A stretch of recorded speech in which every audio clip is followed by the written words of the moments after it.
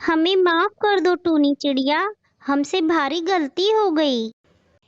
एक जंगल में टुनटुनी चिड़िया अपने पति टुन्नू चिड़े के साथ रहा करती थी। बहुत सालों बाद टुनटुनी चिड़िया गर्भवती हुई और अंडे को जन्म देते समय उसकी मौत हो जाती है। टुनटुनी, तुम क्यों चली गई? इतने सालों बाद तो हमें माँ बाप बनने का सुख मिला था। अब मैं अकेले ही इस अंडे की देखभाल कैसे करूँगा? ये बात सुन टुन्नू चिड़े की बहन डॉली कबूतरी टुन्नू चिड़े से मिलने आती है। टुन्नू भैया, ये सब कैसे हो गया? अब इस बच्चे का क्या होगा? शायद इस बच्चे की नसीब में माँ का प्यार ही नहीं लिखा। क्यों नहीं भैया, आप इस बच्चे के निकलने से पहले दूसरी शादी कर लो। जब ये बच्चा आपकी दूसरी बीवी को देखेगा तो अपनी माँ मानेगा और इसे माँ का प्यार भी मिल जाएगा। क्या कोई चिड़िया ऐसी मिलेगी जो मेरे बच्चे को माँ का प्यार दे? भैया, मेरे पड़ोस में है एक चिड़िया, सोनी चिड़िया। उसे बच्चे नहीं हुए तो उसके पति ने उसे छोड़ दिया। वो बहुत अच्छी है, आपको भी सहारा मिल जाएगा और वो बेचारी भी माँ बन जाएगी। ठीक है। टुन्नू चिड़ा सोनी चिड़िया से शादी कर उसे अपने घर ले आता है। सोनी चिड़िया उस अंडे का बहुत अच्छे से ध्यान रखती थी, मानो वो उसी का अंडा हो। कुछ दिनों बाद उस अंडे से एक नन्ही सी चिड़िया बाहर निकलती है। टुन्नू जी, देखिए ना, हमारी बेटी कितनी प्यारी है। हम इसका नाम टूनी चिड़िया रखेंगे। अरे वाह, बहुत ही प्यारा नाम है। कुछ समय बीत जाता है। एक दिन टुन्नू चिड़ा घर वापस आ रहा होता है।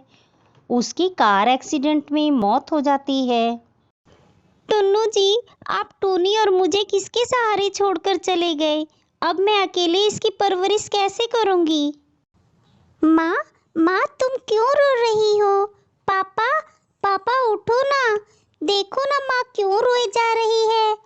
पापा, आप मुझसे बात क्यों नहीं करते? पापा, क्या आप मुझसे गुस्सा हो? माँ देखो ना पापा क्यों नहीं बोल रहे हैं। टूनी बेटा, हम दोनों से पापा गुस्सा हैं।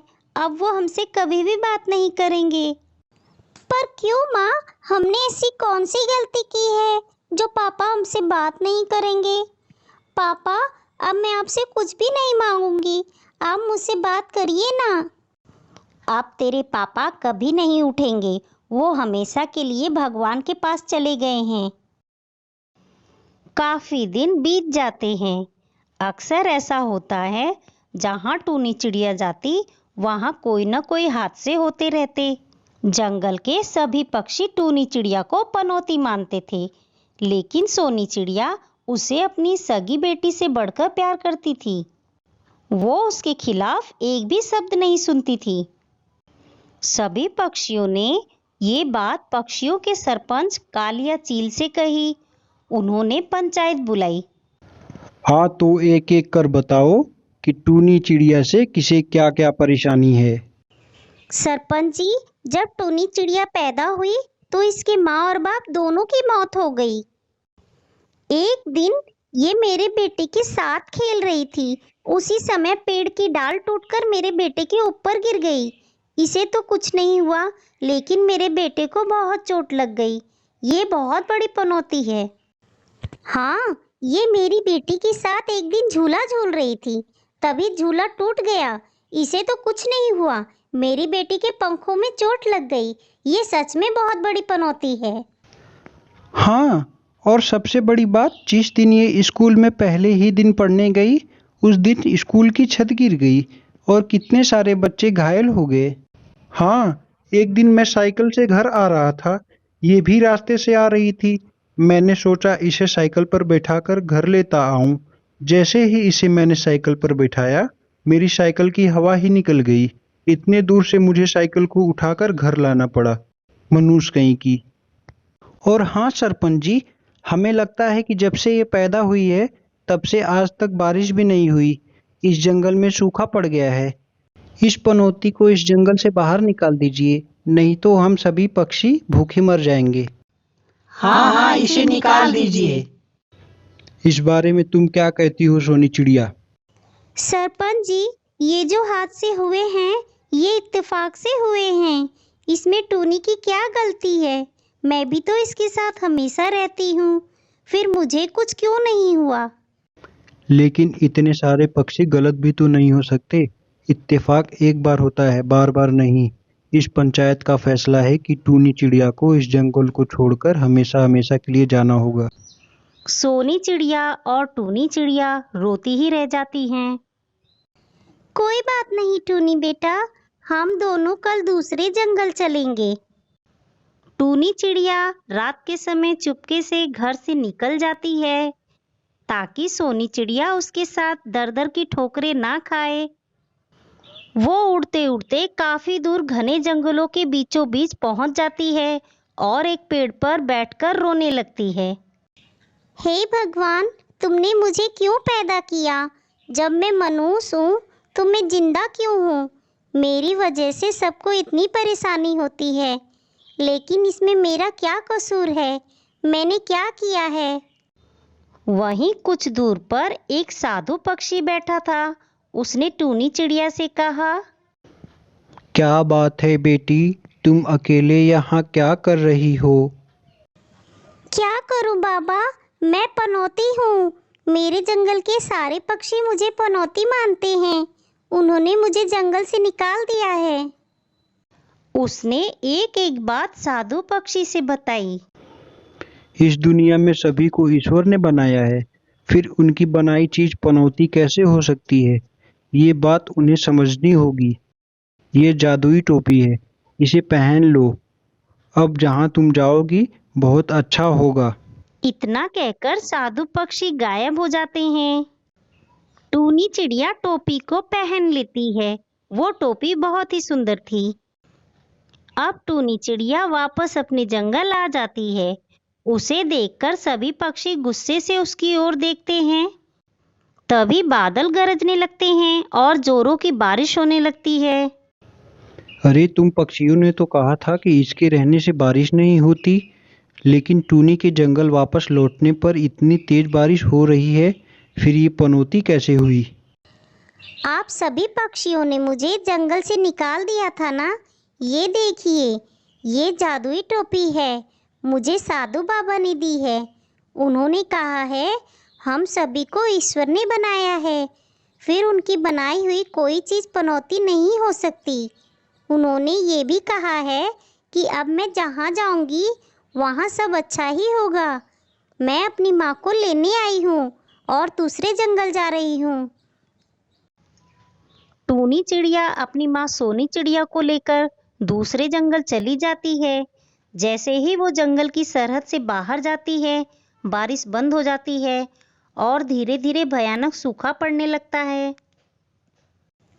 टूनी बेटा, कितने दिन हो गए हमें यहाँ आए। यहाँ कितना अच्छा लगता है।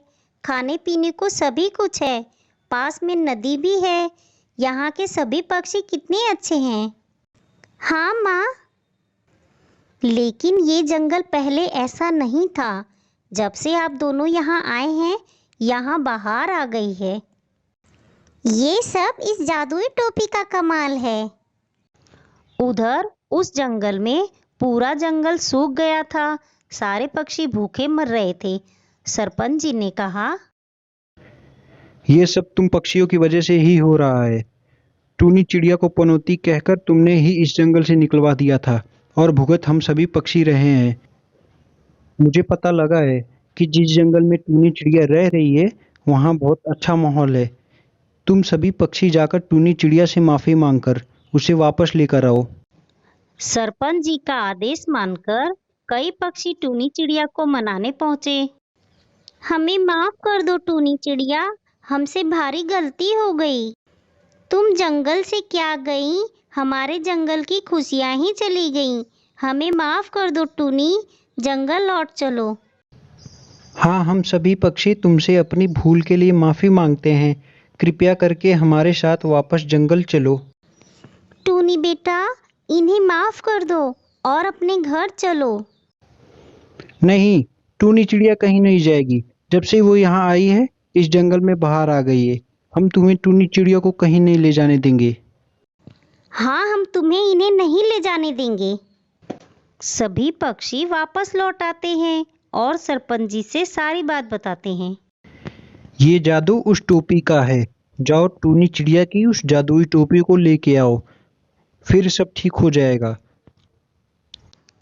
कालू कौवा चुपके से रात में जाकर टूनी चिड़िया की उस जादुई टोपी को ले आता है। बहुत अच्छे, शाबाश। अब देखना सब ठीक हो जाएगा। इतने में वो साधु पक्षी जिन्होंने जादुई टोपी टूनी चिड़िया को दी थी वहां आ जाते हैं। मूर्ख सरपंच, तूने ये टोपी चुराने की हिम्मत भी कैसे की? तुझे पता नहीं है इस टोपी को चुराकर तूने कितनी बड़ी गलती की है। इस जंगल का नामो निशान मिट जाएगा। ये टोपी मैंने टूनी चिड़िया को दी थी और इसे उसके अलावा कोई नहीं पहन सकता। ये सिर्फ और सिर्फ टूनी चिड़िया की टोपी है। सभी पक्षी और सरपंच साधु पक्षी से माफी मांगने लगते हैं। हमें माफ कर दीजिए साधु बाबा। हमें माफ कर दीजिए साधु बाबा। इस जंगल के भले के लिए मैंने ये फैसला लिया था। मुझसे गलती हो गई। साधु बाबा वो टोपी लेकर गायब हो जाते हैं और टूनी चिड़िया को वो टोपी देते हुए कहते हैं, टूनी बेटा, तुम्हें कुछ दिन अपने पुराने घर भी बिताने होंगे। उस जंगल के पक्षियों को जितनी सजा मिलनी थी मिल गई। तुम्हें जहाँ अकाल पड़ा होगा वहाँ जाना पड़ेगा, जिससे कि सारा जंगल हरा भरा रहे। ये टोपी सिर्फ तुम्हारे पास रहेगी। इस टोपी से तुम जंगल का भला करना। इतना कहकर वो साधु बाबा वहां से गायब हो जाते हैं। टूनी चिड़िया और उसकी माँ सोनी चिड़िया अलग अलग जगहों पर जाकर रहती। उन्हें हर जंगल में बहुत ही सम्मान मिलता। इस तरह हर जंगल हरा भरा रहने लगा और सभी पक्षी हंसी खुशी रहने लगे।